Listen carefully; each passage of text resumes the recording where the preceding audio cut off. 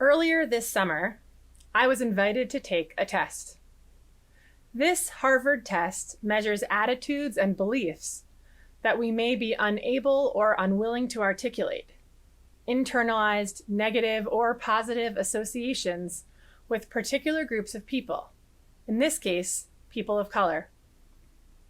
I was curious about both the test and about my results. I was hopeful I'd score reasonably well. I didn't. And even though I know full well that each of us, even the most enlightened among us, has our biases, I was surprised by my emotional reaction. I was defensive, wondering whether my results were skewed by some kind of bias built into the test itself. This apparently is not a unique reaction, and in fact, the test report acknowledges that any impulse to blame the test is just an excuse. After I got over my defensiveness, I was disappointed in myself. And then I was moved to learn, to work harder, to vote, to question, and to engage in difficult but necessary conversations with people in my orbit. Which brings me to this moment right now. Yom Kippur offers us an obligatory opportunity. That's a unique Jewish construct, a forced choice. To take a good, hard look in the mirror. We gaze at our reflection. How has our behavior been this past year? And what do we need to change in the new year? What will be my role in effecting the changes I know are necessary? What is true on Yom Kippur for an individual must also be true for a community. A Yom Kippur good, hard look in the mirror is warranted for each of us and all of us. We must examine our deeds as individual human beings and also the effect of our collective deeds as we participate in societies and systems that have their own merits and faults. One of my commitments this year is to encourage conversation at Barnert about racism in the United States. Some in our community have already begun this process through ARC, the anti-racism campaign at Barnert. ARC is creating brave and sacred space for sometimes uncomfortable conversations. And when possible, ARC proposes action in response. To date, we have interacted with more than 100 Barnert members through book and movie discussions and Get Out the Vote postcard writing events. Some of us are new to these conversations, to this call to action. Others are deep in the work already. Most of us are probably somewhere in the middle. What do we mean when we use the word racism? Ijeoma Oluo, the best-selling author of So You Want to Talk About Race, which should be on everyone's reading list these days, puts it this way. Racism is a prejudice against someone based on race, when those prejudices are reinforced by systems of power. She explains that if we fixate only on the first half of the phrase, prejudice against someone based on race, then our energies are limited to winning over individual hearts and minds, on being good people at the individual level. This is, of course, important, and it is also limited. It limits the conversation about race in America to being about individual racists. With such a limited definition, it's no wonder that so many people chafe at being told to examine our own relationship with racism. I don't have a racist bone in my body, many of us immediately react when pressed to consider the role of racism in our lives. But, as Oluo explains, there is a whole lot more to racism than individual attitudes and behaviors. In fact, much of the racism that requires our attention today is not about individual attitudes and behaviors. It's about systemic features of our society in which, at some level, we all participate, often unwittingly. The defining experience of 2020, COVID-19, all too clearly illustrates the impacts of systemic racism. People of color are getting infected with and dying from this virus at a rate that is almost 3 times that of white people. Why? On the whole, Black and brown Americans are more vulnerable because of structural inequalities in almost all aspects of life, from the economy to housing to healthcare delivery systems. The impact of this virus is centuries in the making. Racism was built and nurtured by a system that has made it part of the foundational fabric of our society and has informed definitions of everything from intelligence to beauty. And it's still here. Earlier this month, Tresemme ran an international ad campaign for a hair product that would turn dry, frizzy, and dull hair into luscious locks with Rapunzel-like strength. The hair to fix was on the heads of Black women.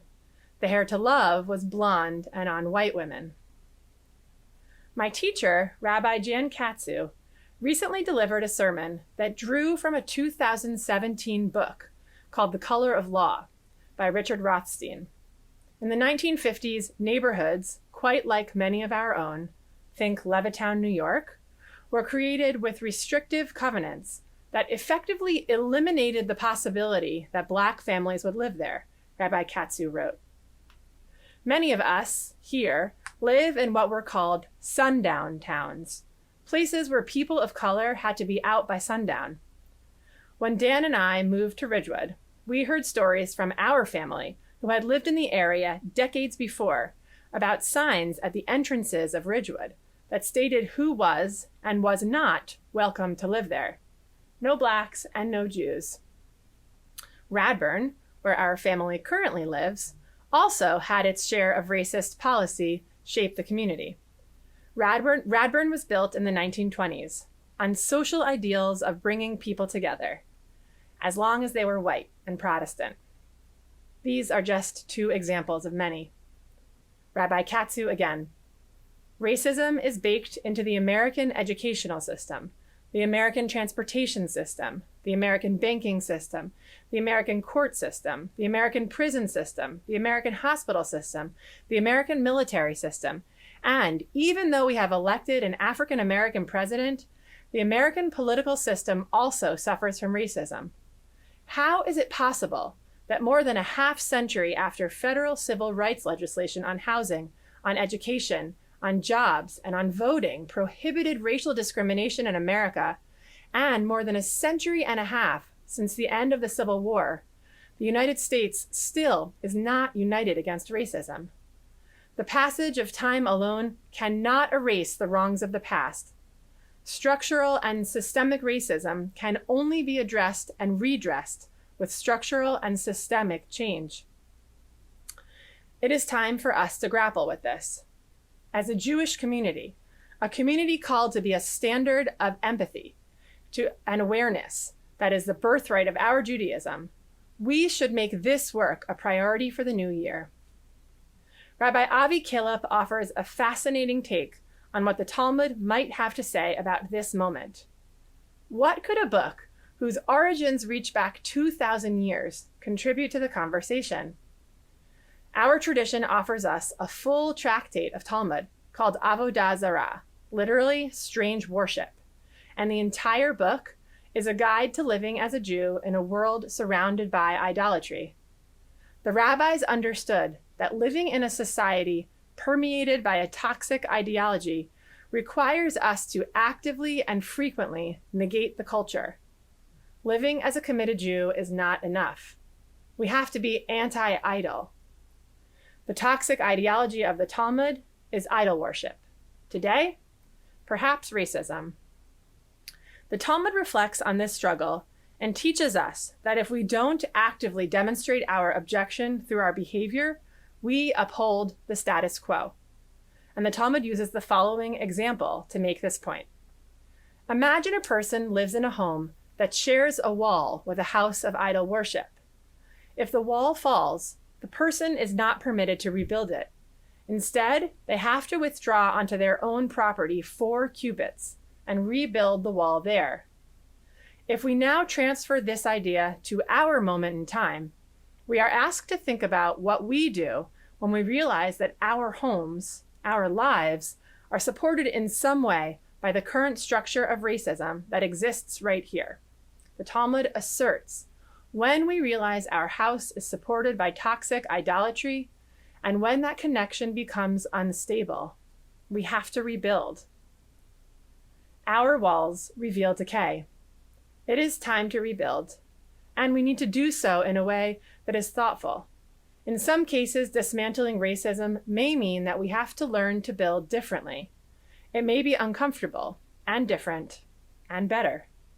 Imagine how in rebuilding, we can repair broken systems and impact for the better real lives. Pulitzer Prize-winning writer Isabel Wilkerson also uses the house as a metaphor to talk about racism. We may find ourselves in a house that is falling apart or that was badly constructed, Wilkerson proposes. We might rightfully say, I am not the person who built this house. I am not to blame for its poor construction. That is true. But if we continue to live in this house, if we continue to allow further deterioration and harm, if we do not fix that which is broken, it is our problem, our fault, and our responsibility.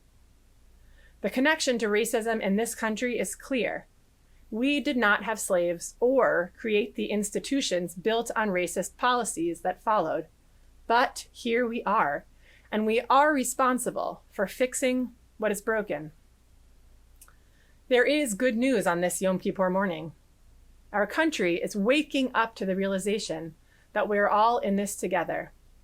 When I see protesters peacefully demonstrating in the streets of America, I hear the biblical prophet Amos, who said, "Let justice roll down as waters and righteousness as a mighty stream."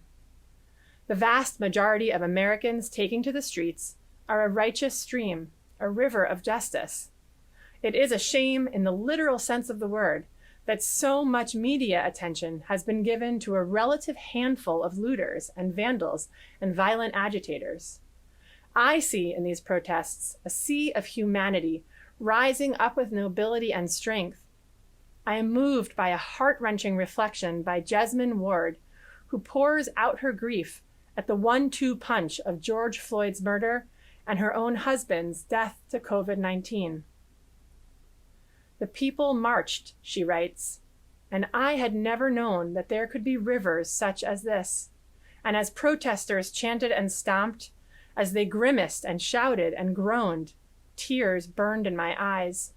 They glazed my face. I sat in my stuffy pandemic bedroom and thought I might never stop crying.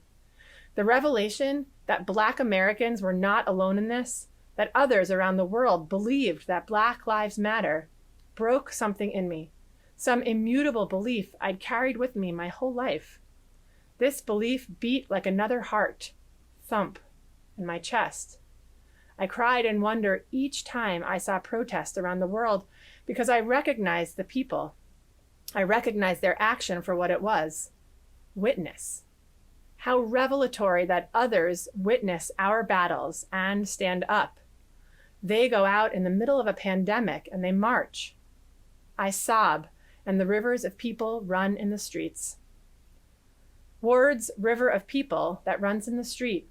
This is what that humble Jewish prophet had in mind in the 8th century BCE, when he implored for justice to roll down as waters and righteousness as a mighty stream.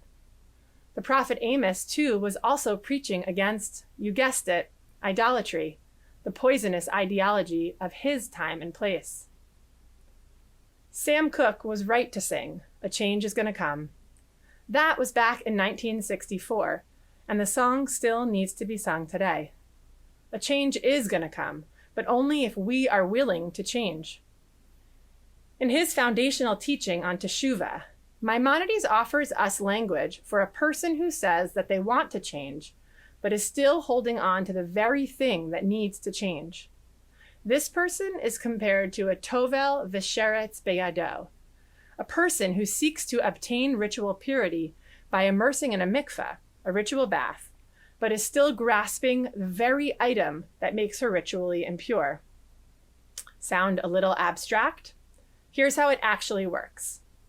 A sheretz is a dead lizard, and no matter how much mikveh water you jump into, you will never achieve ritual purity while you're holding on to that dead lizard.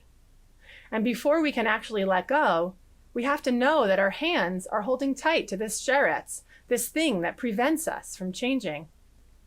The mikveh is our ultimate source and symbol for transformation.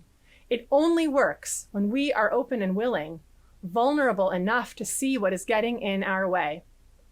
If we don't actively change the way we speak and assume and behave, then we are jumping into a mikveh with a dead amphibian in our fists. Our anti-racism campaign, led by Barnert members, is filled with people in our community who are engaging in this important work, learning, teaching, asking hard questions, acting where appropriate. The ARC page on our Barnert website includes a resource guide with many different ways to begin to deepen our learning and action. Join an ARC discussion group, become more comfortable talking about the uncomfortable, and build relationships within the Barnert community.